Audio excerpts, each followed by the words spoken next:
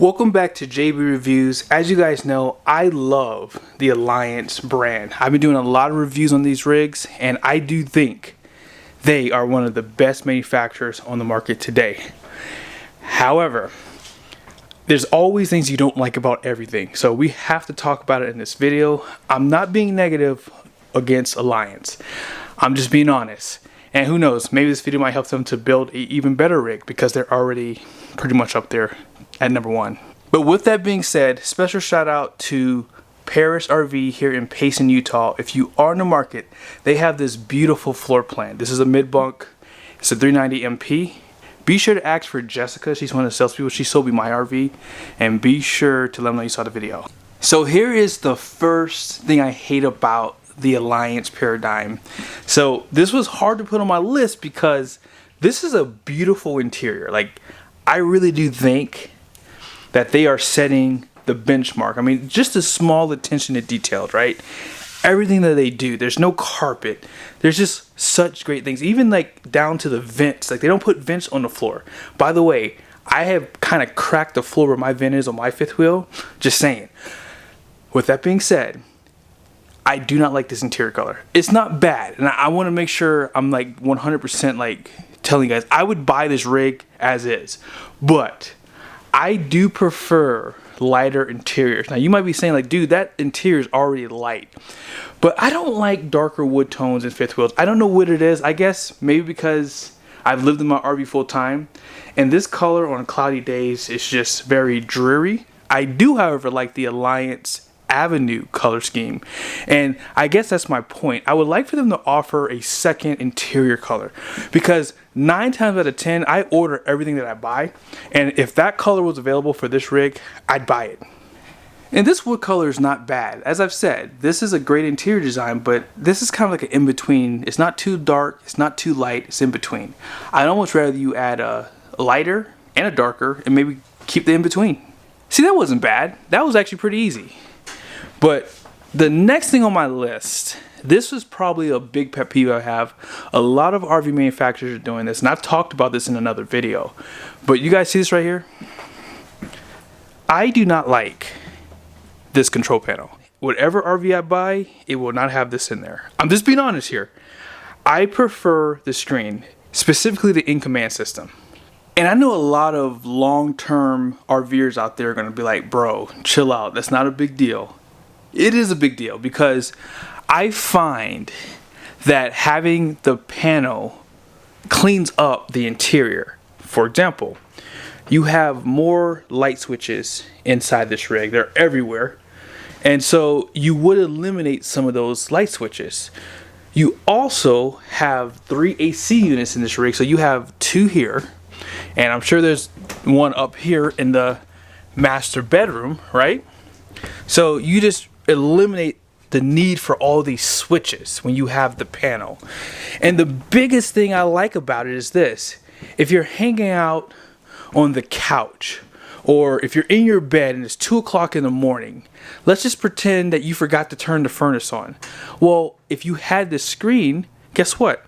All you'd have to do is pop out your phone, because most people sleep with their phone on the side of their bed typically, and just go into your app, and you could turn on the furnace, or you can turn off the hall light, or you can turn off the water heater. I mean, there's a lot of things you can do, and with my in-command, I can actually, control it remotely, so I don't even have to be at the RV to do things. So that's why I think personally in 2023 it should be at least an option, because I hate seeing these controls everywhere. I just don't like seeing them, and I just prefer to have just a little bit more technology. I've had my RV now for 5 years. My in-command system has worked flawlessly. It has never ever malfunctioned. I mean, there was one time when the screen reset, and it took me like an extra 2 minutes to wait for that to happen. But apart from that, that was it. Man, this is hard. I was not expecting this to be as hard as it is, but someone has to do it, and I'm that guy. Now, my next point, you guys are gonna think I'm nitpicking. I'm only speaking from experience right now. This is the only thing I would change. Like, if Alliance called me yesterday and says, hey, what is one thing you want to change? For someone like me who's lived in an RV full time for 3 years, I've lived in it in extreme heat. I've lived in it in extreme cold. And let me just be completely honest with you. They're doing a great job with their rigs. They give you 3 AC units, guys. 3 40,500 BTU, so 13.5K BTU units per. The only thing I'm going to say, and the only reason why I'm bringing this up, is because other manufacturers are doing this. And it's probably because of Alliance. I wish they would make this one 15K and the other two 13.5. The only reason why I'm saying that is because I've had it to where I've had to run one AC unit either because I'm on a conference call, because sometimes these things get loud. And the 13.5 unit in my bedroom will not keep up. It will not keep up and keep this rig cold. However, if you start a 15K AC unit in the morning time and let it run throughout the day, it'll maintain a good, comfortable temperature. The one out front will not. I promise you.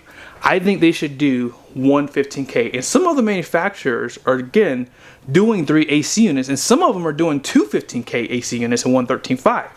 So I think that they should at least make it an option to do a 15K. Because if I was ordering my rig, I would 100% make that 15K. And maybe in the summertime, maybe I'll ask the dealer if I can come inside of the rig and see if I can run all 3 AC units if they have a 50 amp here, and see how well it keeps up, because quietness is a big deal. So I think having just 2 15K AC units would do better than 3 of these. Again, I know it's more BTUs, but trust me, a 15K AC unit is a lot better than 13.5. It's like night and day difference. My last and final point. One of my friends is looking to get an RV. And he said one of the things that he wants is to basically be able to dry camp mostly versus going to campgrounds. And he told me the reason why he didn't pick this one was because they had the least amount of solar available from the factory. So he's going to be custom building his rig, and he really wanted to have the most he can get right out of the gate because he wanted it covered under factory warranty, things like that. So with that being said, if this rig came here to the dealership without the upgraded solar package, you only get a 320 watt solar panel and I think the controller.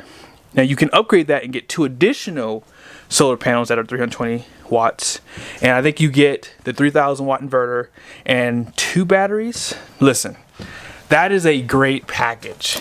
Even telling him this, I said, buddy, that's pretty darn good. But if you go on to Keystone's website right now and you want to order a rig, they have a 1200 watt solar package. Now, don't get me wrong. That package is not cheap. That package is probably over $12,000. But here's what you get in that package. I want to make something clear here. It's not that Keystone has a lot of solar, it's that they give you a lot of different packages. So if you're building your rig from the manufacturer, you can basically get any of these packages. It comes standard with this one, but you have this one, and this is the big boy right here. Now, one thing to keep in mind is they're all not available with every brand that Keystone has. They're specific ones. So if you're looking at a Montana mid-bunk, you can get this one. Now check this out. This gives you 2 30 amp solar roof ports, 4 solar panels. It also has a 3000 watt inverter, 2 soft starts for the air conditioners, and a few other things here. And this is just a comprehensive look at what it is. And as far as the pricing goes, whoa, 20 grand. I was way off. I said 12,000. It's $20,000. That's a lot of money. And I don't know if many people know this, but some Keystone RVs are being shipped to the dealer with lithium batteries. So in my opinion, I think that Alliance can really bring this RV to another level. Like I said to you guys, this was hard for me to do because there's not a lot of things I don't like about this rig. And quite honestly, I think that this rig is probably the best fifth wheel on the market today. Like if you're looking at RVs and you do not check this out, you're making a mistake. Like this is one of the best, because a lot of things that you're seeing in the RV world, like being used, it probably came from this RV. Like I never really saw 3 AC units in the past, but I'm seeing that a lot more so now because they were kind of first to market to do that. Now, obviously, if you get a Lux or something like that, those RVs always had 3 AC units because they're such a big rig. But for them to come into the marketplace and do some of the most innovative things, and I will talk about that in another video, I think that they really set the benchmark, which is why I did this video, because there's not a lot of things I don't like about this rig. I mean, even the blinds, like look at the blinds that they give you, room darkening, easy to use, and they're MCD. So this is a name brand that I've seen even on higher brands too. But I hope you guys like the video. Like I said, I'm going to do what I love about this rig too. No one cares about what you love though. Everyone cares about what you hate. That's why I did this video first. But I will tell you guys everything about this rig that I love. Stay tuned for that video. But again, special shout out to Parris RV here in Payson, Utah. Be sure to check out the inventory. They have like 1,000 RVs like in like 2 or 3 different locations. I think they have like 400 or 500 at just this location by itself. So if you are in the market, check these guys out. Ask for Jessica. See you guys soon.